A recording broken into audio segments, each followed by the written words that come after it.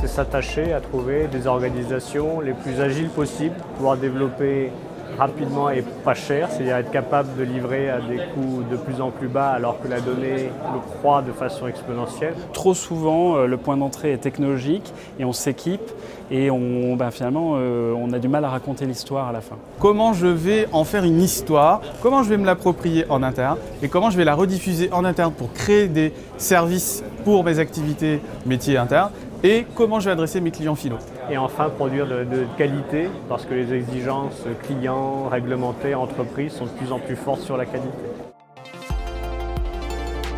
D'abord se poser la question du pourquoi on veut faire ça.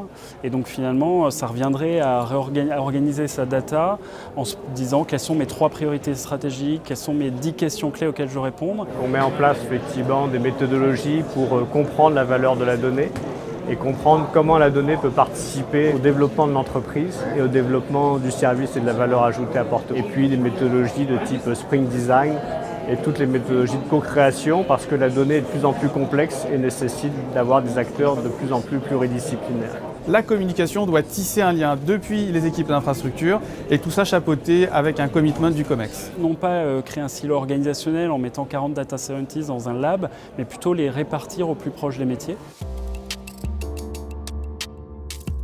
Le plus gros challenge, c'est la transparence des données. Il y a beaucoup de données avec une forte valeur stratégique, mais qui restent de la small data et qui donc sont un peu sous-investies. La donnée, quand elle renvoie de l'information, c'est un rapport de vérité.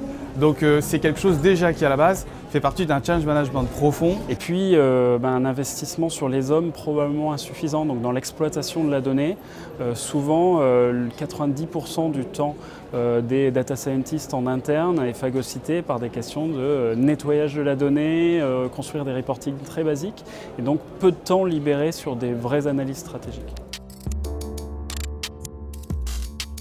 Beaucoup d'entreprises commencent à avoir la maturité pour se rendre compte de la façon d'y aller pas à pas, en investissant aussi sur les hommes, en ayant une approche de test qui n'est pas qu'une approche de prototypage, mais qui pense à comment on va le déployer, comment on va l'utiliser. Face aux nouveaux entrants, que ce soit les startups, que ce soit des fintech, des assurtech, que ce soit les GAFA, qui sont de plus en plus actifs sur nos marchés, le marché de l'assurance, le marché de la finance, le marché de l'épargne, on se doit de se transformer.